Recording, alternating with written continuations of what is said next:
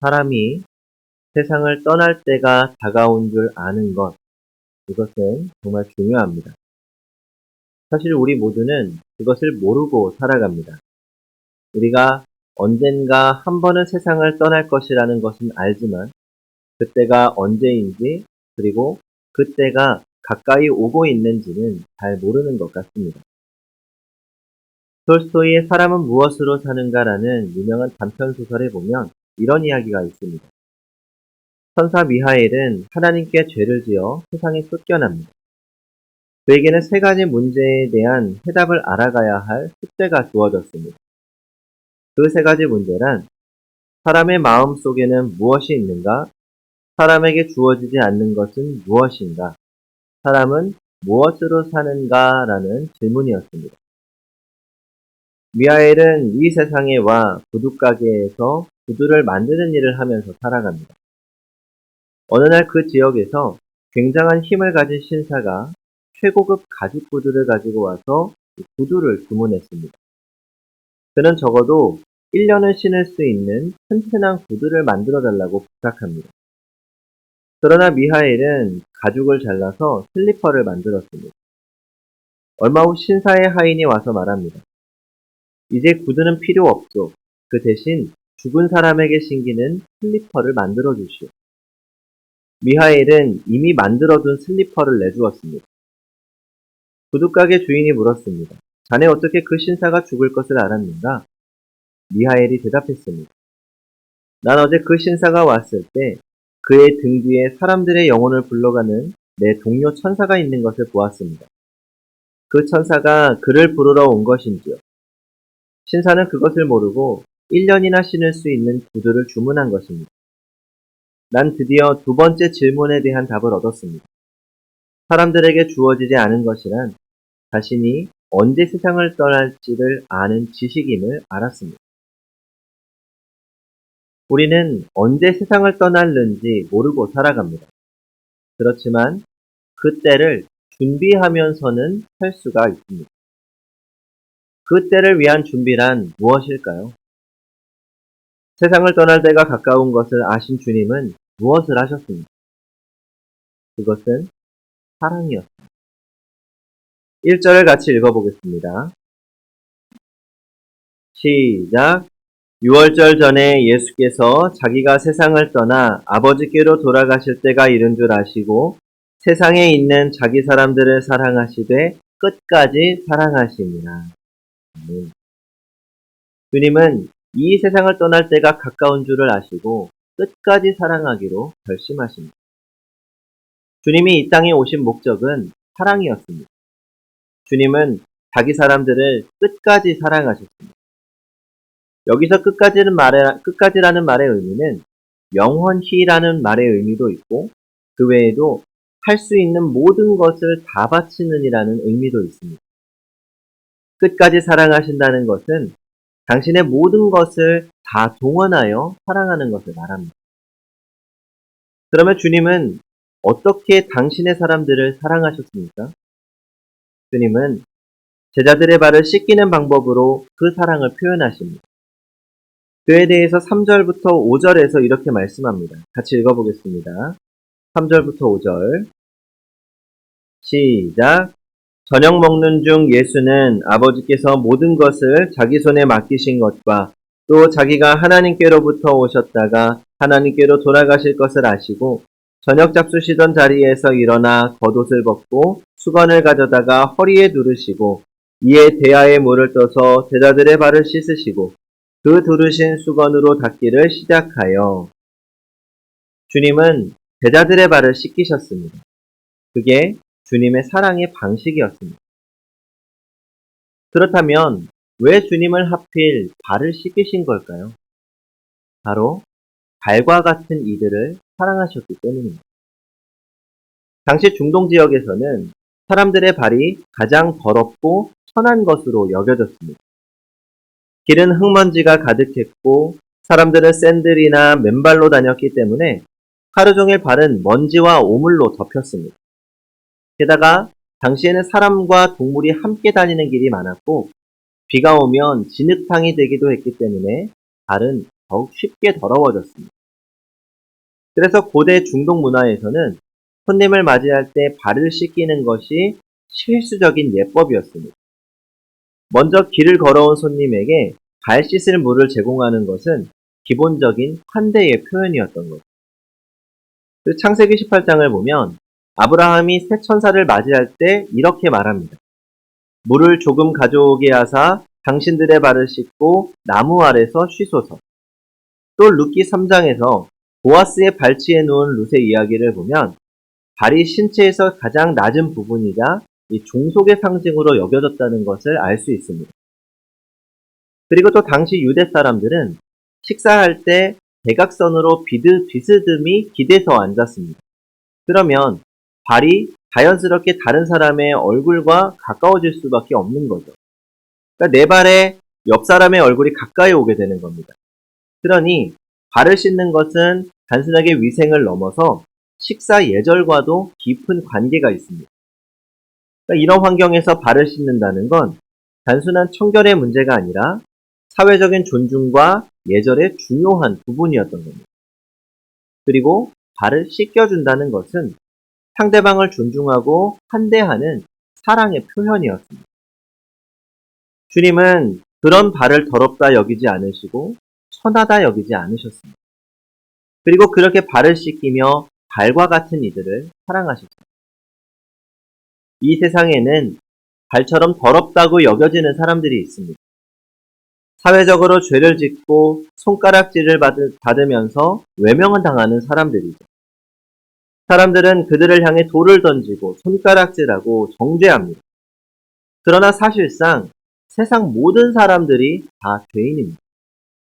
세상에는 덜 악한 죄, 더 악한 죄의 구분이 있고 발각된 죄인과 발각되지 않은 죄인이 있어서 발각되지 않은 죄인들이 발각된 죄인을 손가락질하고 덜 악한 죄를 지은 사람은 더 악한 죄를 지은 사람을 정죄하고 있습니다. 그러나 따지고 보면 하나님 앞에서는 우리 모두가 다 죄인입니다. 주님은 그런 사람들의 발까지도 씻기셨습니다. 주님은 인간이 구분한 더러운 죄인과 덜 더러운 죄인 사이에 차이를 두지 않으십니다. 하나님 앞에서는 우리 모두가 죄인이기 때문입니다. 또 세상에는 발처럼 남들에게 외면당하는 사람들이 있습니다. 누구도 그들을 바라보지 않고 다가오지 않습니다. 오히려 멀리합니다. 또 발처럼 가장 수고하지만 가장 대접받지 못하는 사람들도 있습니다. 발은 온몸의 체중을 감당하고 어디든지 우리를 데려다 주지만 가장 혹사당하는 부분이기도 합니다. 가장 낮은 곳에서 수고하지만 아무도 알아주지 않고 오히려 무시당합니다. 예수님이 선택하신 제자들도 발과 같은 사람들이었습니다. 그 시대의 기준으로 보면 사회적으로 인정받지 못하는 사회적 약자들이었죠. 어부였던 베드로와 안드레, 야고보와 요한은 거친 바닷가에서 손에 비린내가 밴 채로 살아가던 사람들이었습니다. 손과 발은 늘 물과 그물에 젖어 있었고 몸은 고된 노동으로 인해 피곤에 절어 있었습니다. 하지만 주님은 그들의 손과 발을 잡아 제자로 삼으셨고 그 발을 씻기심으로 그들을 향한 사랑을 보여주십니다. 세리였던 마태는 어땠습니까? 그는 로마의 권력 아래 동족에게 세금을 거두면서 살아가던 사람이었습니다. 사람들은 세리를 매국노로 여겼고 가장 악한 사람으로 취급했고 함께 식사하는 것조차 거부했습니다. 그러나 주님은 그런 마태를 부르시고 그의 발을 씻기셨습니다. 세상의 시선과는 다르게 주님은 마태를 용납하시고 사랑하셨습니다. 그의 과거를 보지 않으시고 그의 미래를 보신 것이죠. 또 열심당이었던 시몬은 정치적 혁명을 꿈꾸던 사람입니다. 그는 로마의 압제에서 벗어나기 위해 폭력을 사용해서라도 독립을 이루려고 했던 사람이죠. 분노와 증오로 가득 차 있던 사람이었지만 주님은 그를 변화시키셨고 그의 발을 씻기시며 온유함과 사랑을 가르치십니다. 가룟 유다는 주님을 배반할 사람이었습니다. 이미 그 마음속에는 마귀가 역사하고 있었죠. 그는 주님을 은 30에 팔기로 작정한 사람이었고 그의 발은 곧 예수님을 배신하기 위해 갈 발이었습니다. 예수님에게 있어서 보면 가장 큰 죄인입니다. 그러나 주님은 그 사실을 알면서도 그의 발을 씻기십니다. 다른 제자들보다 더 더러운 발을 가지고 있었지만 주님은 돌이킬 기회를 주시며 끝까지 사랑하셨습니다. 예수님께서 오늘 제자들의 발을 씻기셨다는 것은 단순한 겸손이나 친절이 아닙니다. 그것은 가장 낮고 천한 자들, 가장 비천한 자들, 가장 연약한 자들을 향한 주님의 깊은 사랑이었습니다. 우리도 때때로 세상의 기준으로 볼 때 보잘것없고 인정받지 못하고 죄인 취급받는 순간들이 있습니다. 그러나 주님은 그런 우리를 찾아오셔서 우리의 발을 씻기십니다. 우리가 더럽다고 느껴질 때 주님은 우리를 외면하지 않으시고 친히 손을 내밀어 깨끗하게 하십니다.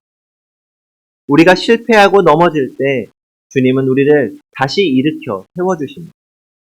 심지어 우리가 주님을 외면할 때조차도 주님은 우리를 끝까지 사랑하십니다. 그리고 주님께서는 우리의 영혼까지도 깨끗하게 하십니다.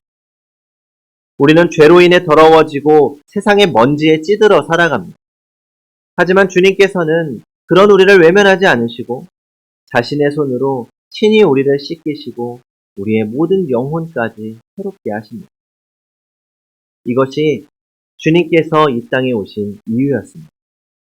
마태복음 20장 28절 인자가 온 것은 섬김을 받으려 함이 아니라 도리어 섬기려 하고 자기 목숨을 많은 사람의 대속물로 주려 함이니라.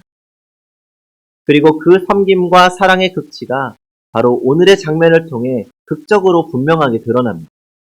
발과 같은 사람들을 사랑하는 것. 이것이 주님의 사랑이었습니다. 성도 여러분, 오늘 말씀에서 우리가 주님의 제자라고 생각해 보십시오. 지금 우리가 그 다락방에 앉아 있다면 우리는 누구일까요? 베드로입니까? 야고보입니까? 요한입니까? 아니면 가룟 유다입니까? 사실 우리 중 그 누구도 주님 앞에 발을 내밀 자격이 없는 사람들입니다. 우리는 거룩하신 그분 앞에 감히 고개를 들 수도 없습니다. 부끄러워서 차라리 멀리 도망쳐야 합니다. 그럼에도 불구하고 오늘 우리는 이 자리에 주님 앞에 있습니다.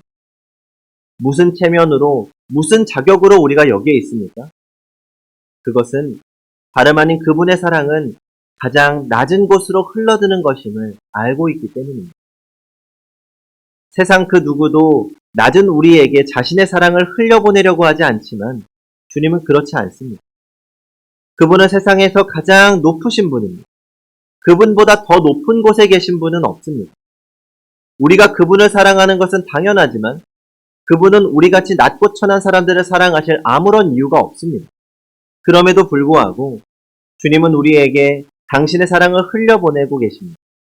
지금도 강물 같은 주님의 사랑이 이 세상에서 자신이야말로 가장 낮고 천하다고 느끼고 슬퍼하는 우리의 영혼으로 흘러들어가고 있습니다. 바로 여기에 우리의 소망이 있습니다.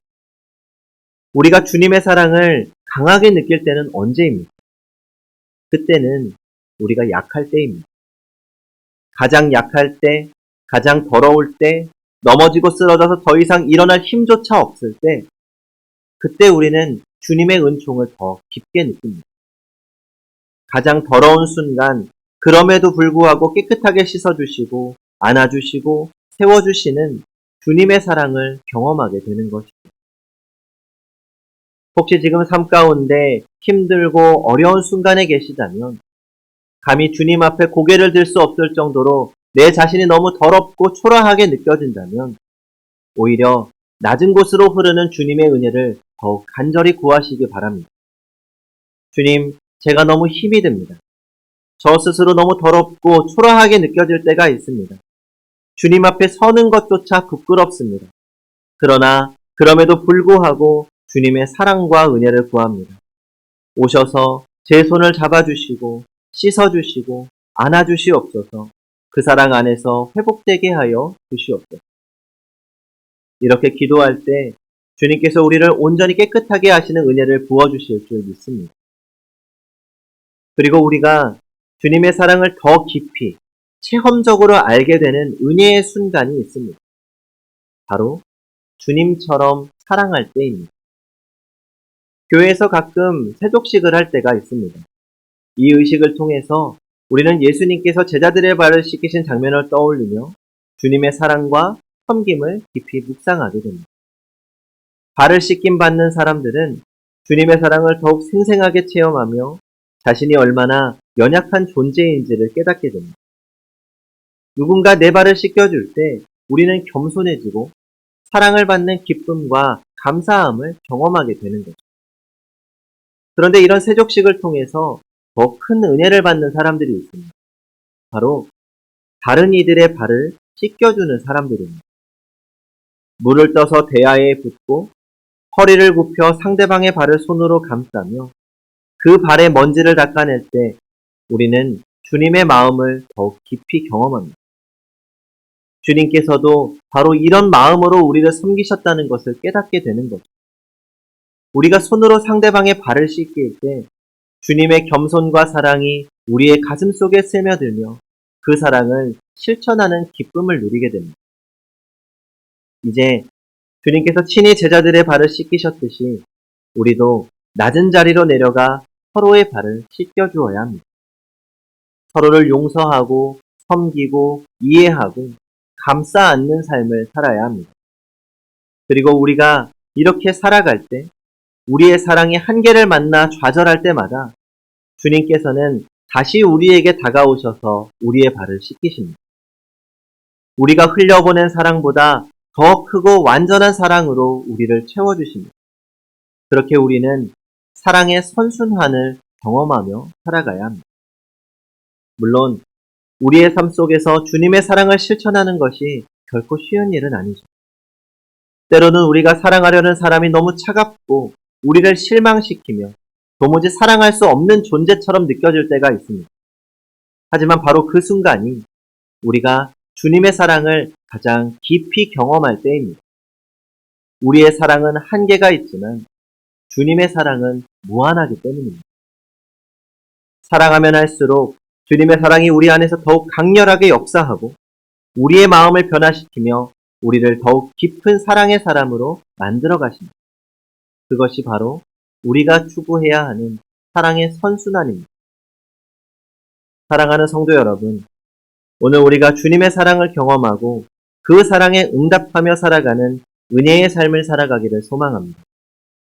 주님의 사랑이 우리를 채우고 우리는 그 사랑을 흘려보내고 다시 주님의 사랑을 더욱 깊이 경험하는 삶을 꿈꾸시기 바랍니다.